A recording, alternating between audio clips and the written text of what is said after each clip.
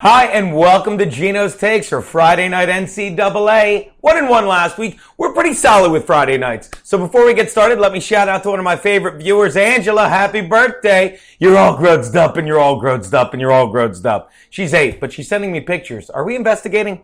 Not important. Let's get to the picks, people. Early game, Memphis faces Tulsa as a double-digit favorite, and why wouldn't they be? Memphis just jumped up into the national rankings at number 18. And what can you say about the Tulsa Golden Hurricane other than they are so much fun to watch, because when they're not scoring a ton of points on offense, they're giving up a boatload of points on defense. So you get a very high scoring game. Hashtag teaser. See where I'm leaning? Look, they rank sixth in the nation in total offense. They're putting up 550.5 yards per game. And I think they're going to need that extra half yard when they face Memphis. But do you know why they're doing this? Because of this guy, the rookie head coach, Philip Montgomery. You know where he came from? Baylor. Exactly.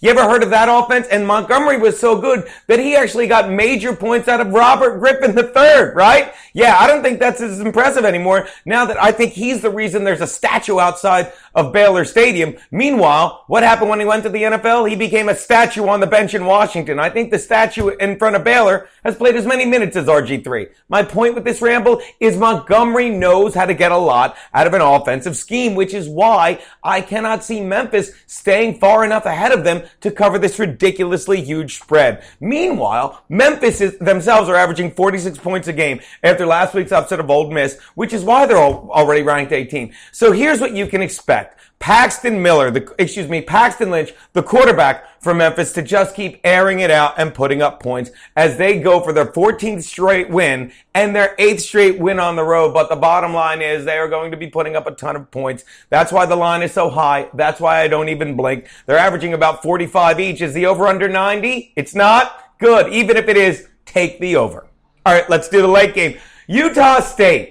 The Aggies are facing San Diego State in San Diego. Look, the Aggies are incredible right now. Over their last 3 games, they're averaging 47 points a game, and they just took it to Boise State, Fresno State, and Colorado State. 2 of those are actually states. I'm not going to tell you which one is not. And now the Aztecs are also coming off 3 consecutive wins against San Jose State, Hawaii, and Fresno State. Once again, only 2 of those.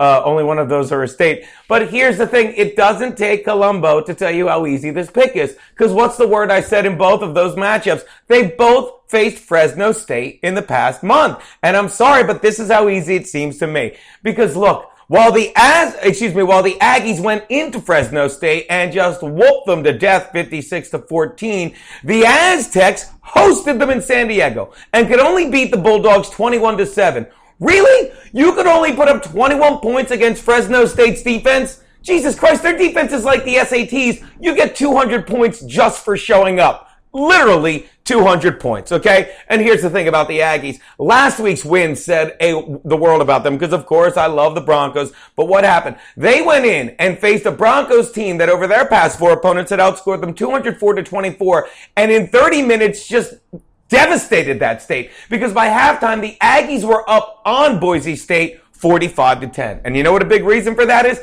Their quarterback, Kent Myers, who is filling in for Chucky Keaton. Yeah, I think Chucky Keaton got hurt because he got beat up in the lunchroom with that name. But the point about Chucky Keaton is when he went out, they just asked Myers to manage the game. And all Myers has done is manage to make everyone forget what's his face. His stats are ridiculous. He's completing 2/3 of his passes for 554 yards, 5 TDs, and how many picks? None.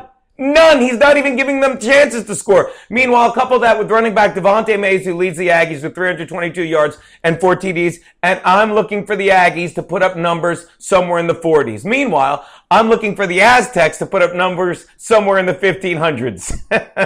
That's the year they were massacred. Take Utah State, lay the points. That's Geno's Friday NCAA. Angela, seriously, happy birthday.